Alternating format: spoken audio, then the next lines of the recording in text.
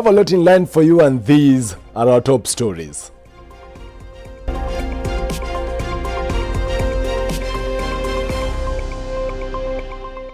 ODM leader Raila Odinga takes BBI train to Narok town, slamming the Deputy President William Ruto for double speaking. Deputy President William Ruto said there is no reverse gear as he hopes to succeed President Uhuru Kenyatta in the 2022 general elections. And tonight we have the second part of a special feature, the hidden treasure of knowledge.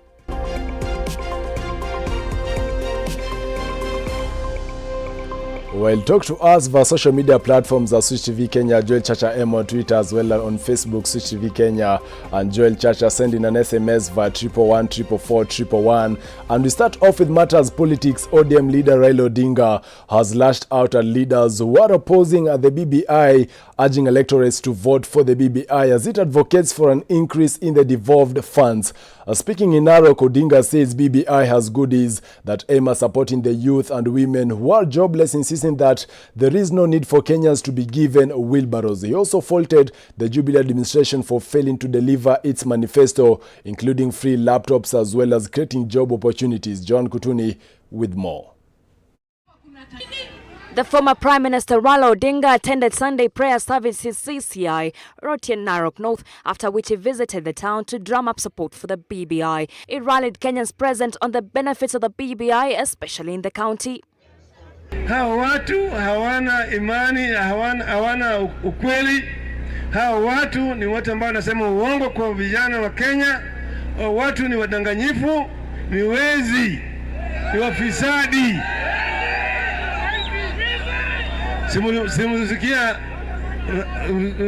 Rais Uhuru akisema ati hawezi kuacha utawala kwa wezi. Simusikia hiyo? Si Uhuru ndio rais akisema namna hiyo? Wewe unajua kitu gani na ndani yake kushinda yeye? Kuna yeye kitu unajua kumshinda yeye? Odinga and allies reiterated President Uhuru Kenyatta's remarks of Deputy President William Ruto double speaking, and that he should resign for what is believed of fighting the government from within. Kazi ya kisasa. Wao watu ni kama ngiri. Ndio ile mnyama ngiri ambaye anafanana na nguruwe. Anasahau kubwa sana. Ukimchapa hapa akikimbia akipiga pale amesahau. Na William Ruto juzi rais amesema ya kwamba aidha uko ndani ya serikali ama uko nje ya serikali. Na wewe jana nimesikia ukisema unafuata kila kitu rais anasema. Kwanza tunataka ujitokeze useme ya kwamba BBI inatosha kwa sababu rais ako nyuma ya BBI. The wheelbarrow narrow was also faulted as he accused the Tanga faction of being corrupt and lying to the youth. Na hao hapa Kenya wanaturudisha kule nyuma na sarakazi ndio waibe. Mtakubali kudanganywa. Mtakubali kudanganywa. Mwaka huu tunapiga kura ya BBI. Sawa? Mwaka ujao tunakupiga kura ya baba. Hello? With the political season full camouflaging being here with us, the monkeys are the same but the forest is different. 2022, behind the hunt for the votes are unfulfilled promises, but yet again the bag is full. The rest of the finish line is gathering pace. Every corner of the country is now reachable as long as it is promising for any candidate that it will push him for the line against his competitor. Reporting for Switch TV, my name is Joan Kutun. Meanwhile, Deputy President William Ruto has maintained that there is no looking back into matters tribalism, and instead he has urged Kenyans to focus more on matters development by ensuring that more youths are offered employment opportunities. Ruto was speaking today in Nyandarua County, where he attended a church service in Africa Inland Church. Has also maintained that the Jubilee government's agenda is still on course and the implementation of the project will be accelerated after the Building Bridges initiative process. Majibu Kisau with the details.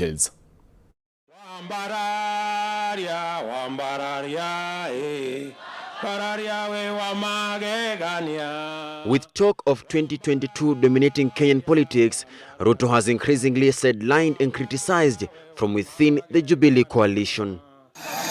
The deputy president, who earlier today attended a church service in Kinangop, Nyandarua County, has maintained that there is no hacking back into matters tribalism and instead forge ahead with developments. Mimi nataka niwahakikishie hatuwezi kukubali kuwekwa reverse gear twende kwa mambo ya ukabila na chuki na mambo ambayo tulipita nayo. Sisi tunaweka forward gear, kila mtu afanye biashara, hakikisha kwamba vijana wetu wanafanya kazi, Kenya iweze kwenda mbele. The hustler nation narrative. Ruto has also maintained that he is the perfect successor of Kenyatta and has also expressed his confidence that he will continue with the work that he had started with the president.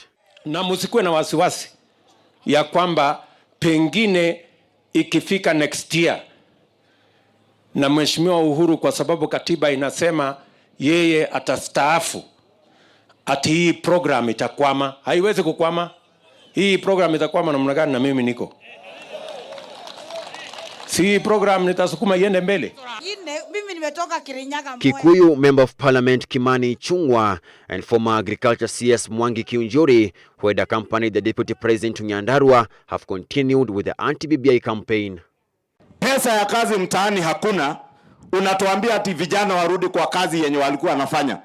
Ni kama hao vijana walikuwa wameacha kazi ya ofisi wakaenda kufanya kazi mtaani ya kukata nyasi barabarani. Tuambie waache madharau. Na kama iko pesa ya BBI, hata pesa ya kazi mtaani waweke. The leaders have further continued to criticize ODM leader Raila Odinga for the continued wrangles in the Jubilee government. We are not going to waste our 2 billion or 5 billion fighting you. Because already tuko na jia yetu mbele.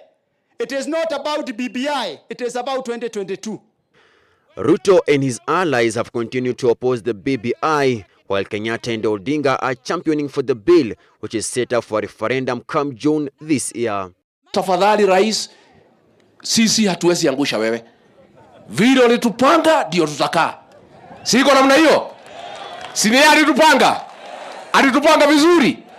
Tutakaa na mpango wa Rais Kenyatta. Na rais usikue na wasiwasi. Huyu Raila ananyemelea hapa, hawezi panga sisi. Kwa sababu tunamjua na wewe mwenyewe ulituambia ni mtu ya aina gani. Majibu Kisao for Switch TV. Elsewhere, a sharp division has emerged among the coastal leaders over the formation of a new coastal political party for the coastal region ahead of the 2022 general elections. Kwale Woman Representative Zuleka Hassan ruled out the formation of a coastal political party being championed by coastal governors, as saying the outfit lacks a national outlook and the backing of the rest of Kenyans. Kataza na kuwaonya na pia kuwaomba waache na mazungumzo hayo, kwa sababu sasa tushachelewa. Ukianza masala ya kuwa watu watoke chama hichi, tuanze kuunda sijui chama chengine, chama cha Pwani, na katika katiba yetu na sheria zetu za masala ya upigaji kura kama Elections Act na Political Parties Act, haturuhusiwi kabisa kama humu nchini kuwa na chama cha kabila moja ama cha watu wa sehemu moja ya Kenya. Lazima vyama vyote vya kisiasa viwe na watu kutoka county 24 na zaidi wawe wanachama wa chama hicho, ndio kuweza kutengenezwa chama hicho. Na tunajua yule ambao amekuwa na sisi hapa Pwani siku zote ni Mheshimiwa Raila Amolo Odinga. Ndio ametusaidia wa Pwani siku zote, tunataka ugatuzi, siku zote tunasema Pwani si Kenya kwa sababu pesa imekuwa Nairobi, lakini ametusaidia kuleta ugatuzi, na ugatuzi umekuja umetupatia. Sasa tuna rais wetu huku ambao ni governor, tuna pesa mabilioni ya mashilingi ambayo yanakuja mashinani kufanya maendeleo sasa huku mashinani, na mambo hayo hatukuwa.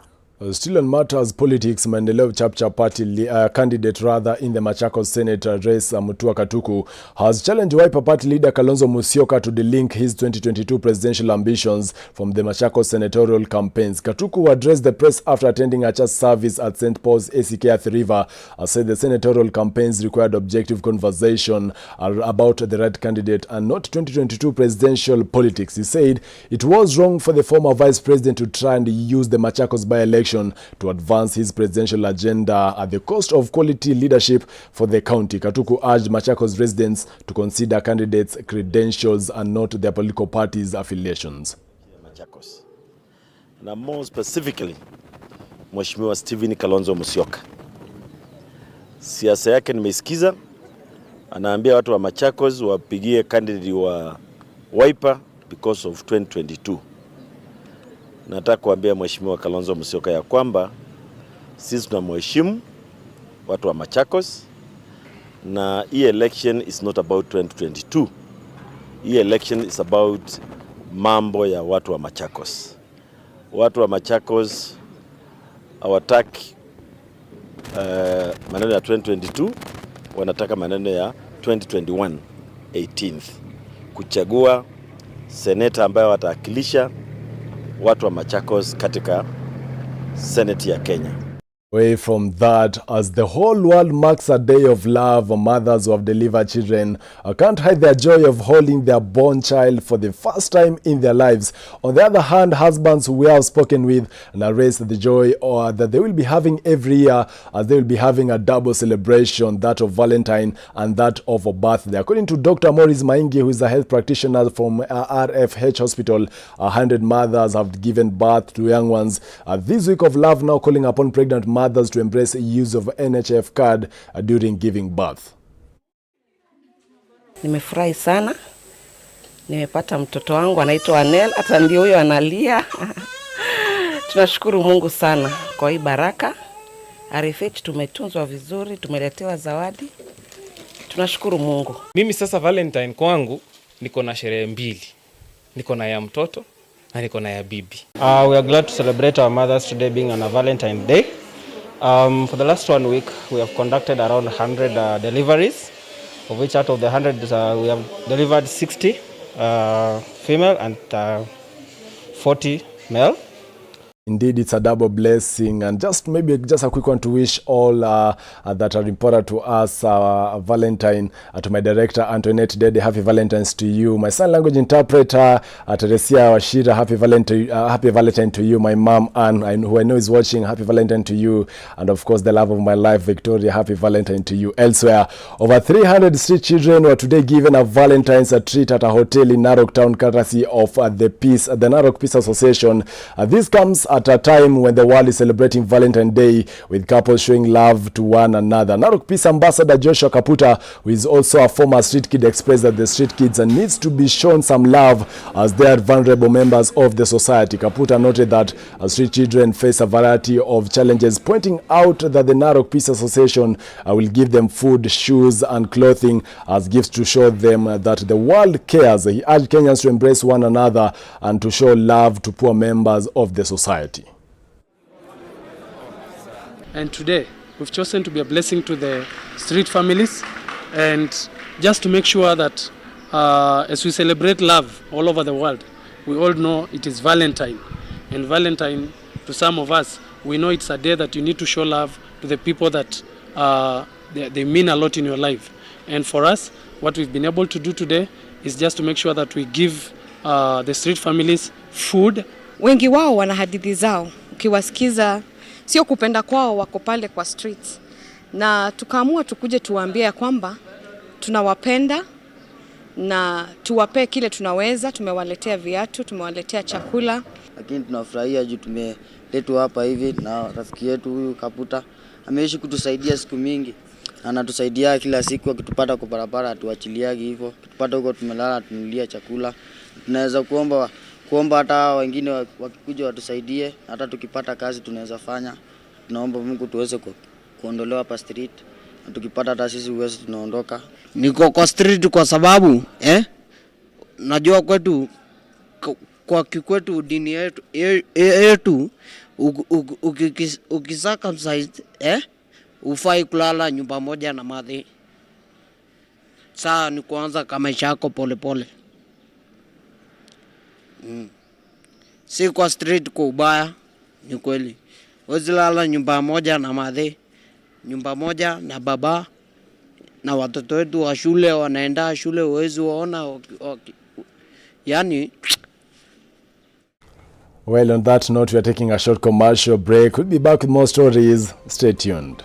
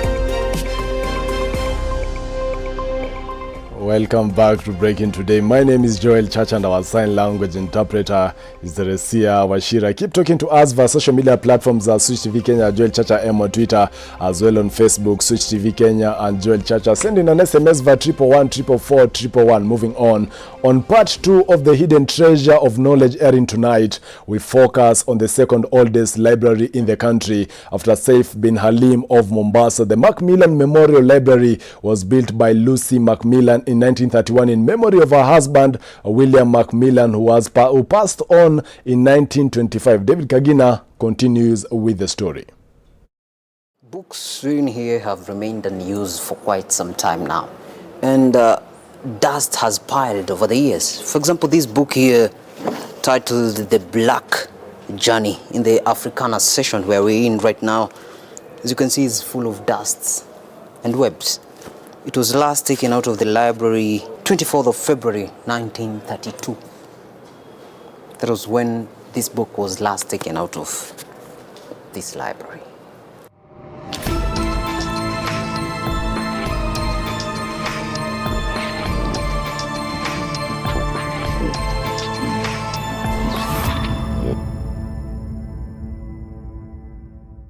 Right inside this superb work of architecture in the Macmillan Memorial Library is William Northrop Macmillan's bust above the fireplace, looking sternly down at all who come in the library through the frontispice.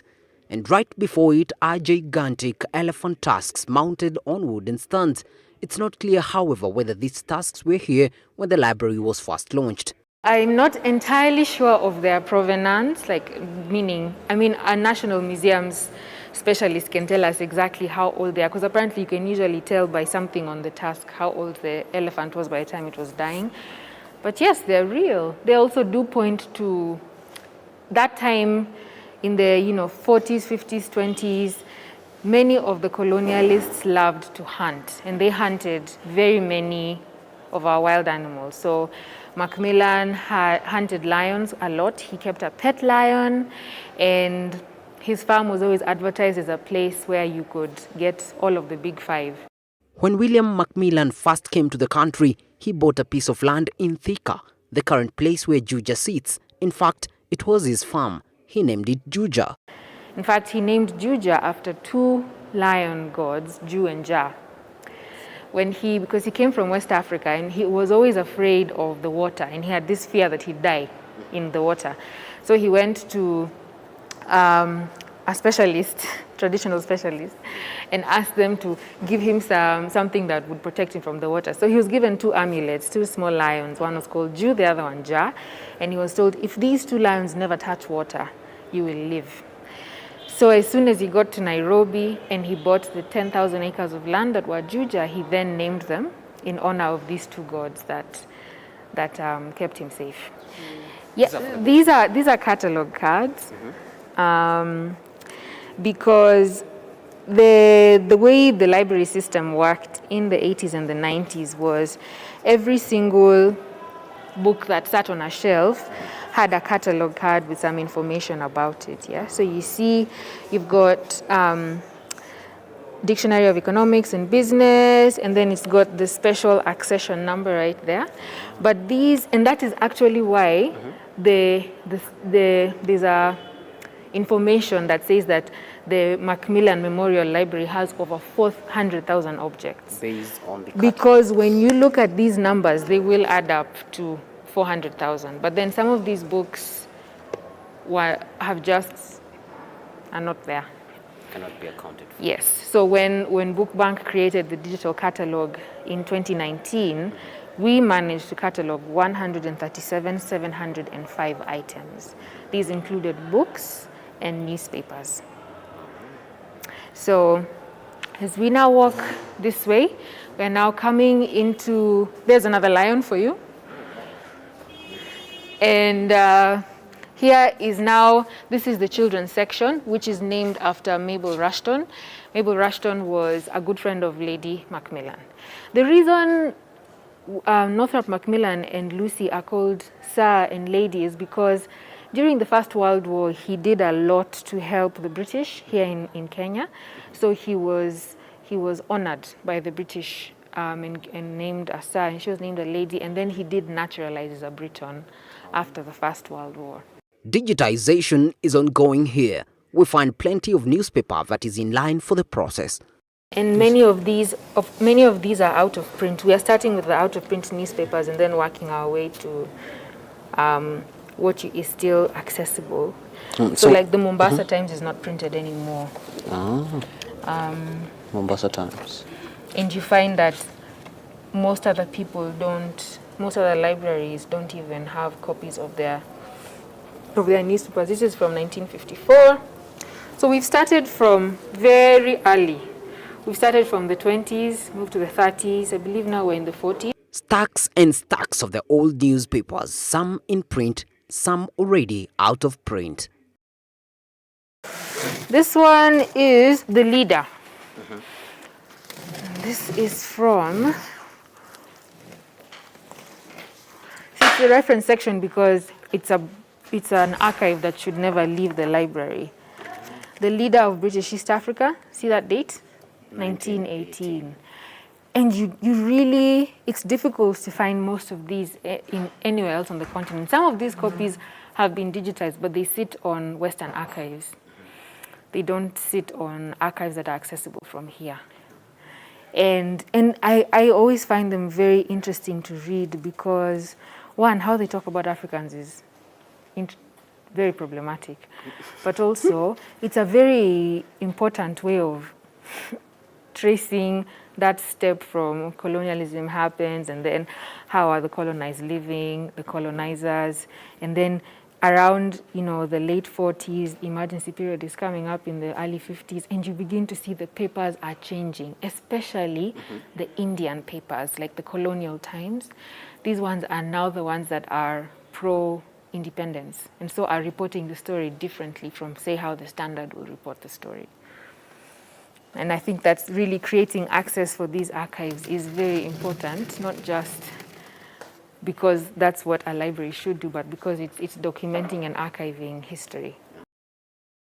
To get a clear picture of what is meant by digitization, we move to the actual scene in the underground basement of the library. This is where digitization happens. And we usually so we take the photographs from here, and then we enter all the metadata from upstairs. Laura is one of our research interns, and she takes a lot of photos. So if you guys are not here, it's a full dark room. That's why you can see curtains. We use our light boxes. We place the gazette or the newspaper right there, and then take individual images of the entire volume. And then the team upstairs now writes all the necessary information about that page so that this page is findable on our website. So if anybody is looking for, 1946 land laws, they should be able to find them in the archive. To the main floor of the library, and from here we go up a winding staircase with portraits of African soldiers dated 1946, complete with their names. So all these guys fought in the 2nd Division of the King's African Rifles for East Africa. We don't know how they came here. Hopefully, as we continue digitizing, we'll come across a letter somewhere that explains how they ended up in this place. But these libraries do have a very strong connection with the King's African Riflesmen. The uniqueness of this building is that this is the only building protected by a specific act of parliament. I'm talking about the Macmillan Memorial Library Act, Cap 217 of 1938. Here is where pictures go after being captured in the basement. We meet Lavine and her colleagues busy on their computers. After you take an image, you need to color correct it somewhat, crop it a bit. That's what she's doing. And then her work partner, Travis, is now entering metadata about every single page that was taken, a photo was taken of downstairs.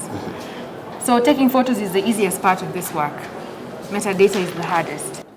Upstairs appears to have more personal collections of Lucy Macmillan, including old typewriters, paintings of her husband and friends, as well as other original paintings purchased from auctions.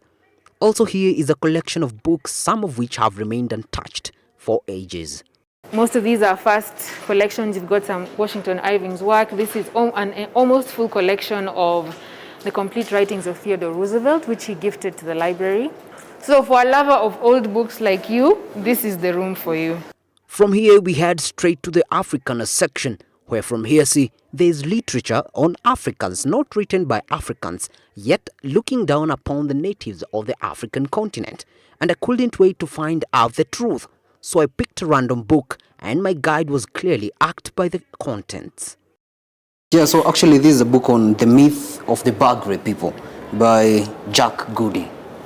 So just to maybe read a line or two in the book. It says, I did not go to Africa to seek out a simple society, nor indeed did I find one. The material tools, of course, were elementary. With the aid of an iron hoe, the Lodoga gained a living from the poor tropical soils of the savannah country of West Africa. How? Who has the right to say that? Wow. Elementary tools. On our way back downstairs through the beautiful atrium is a beautiful view of the city. And right here you see this faces directly to the city hall. So imagine 1931. Most buildings here are built out of Nairobi bluestone. You have the Bank of India, you've got the CFC building, you have Standard Chartered Bank, because this is all of Wabera streets. All the older buildings are all thicker bluestone, and then you have this facing all the essential services, if you will, you know? All City Hall, Bank, you're going to have your tea at the Stanley, and then you'll have your church. And the church on the fire. All Saints. And there's even one of the windows at All Saints was gifted by Lucy and Northrop Macmillan, one of the stained glass windows. Interesting. So such a beautiful view of the city, even as we speak. Deep in the building, peeling paint and dusty shelves do little to keep serious readers away, and on a normal day, you'll find library users here making the maximum of their time in the hidden treasure of knowledge. As a result of the COVID-19 pandemic, most libraries countrywide have been forced to shut down to reduce interaction between its members. But now with the digitization of materials here in the second oldest library in Kenya after the Saif bin Salim in Mombasa, the membership will now be able to access the materials from anywhere without necessarily having to come down to this place physically. Reporting for Switch TV from the Macmillan Memorial Library in Nairobi, I'm David Kagina.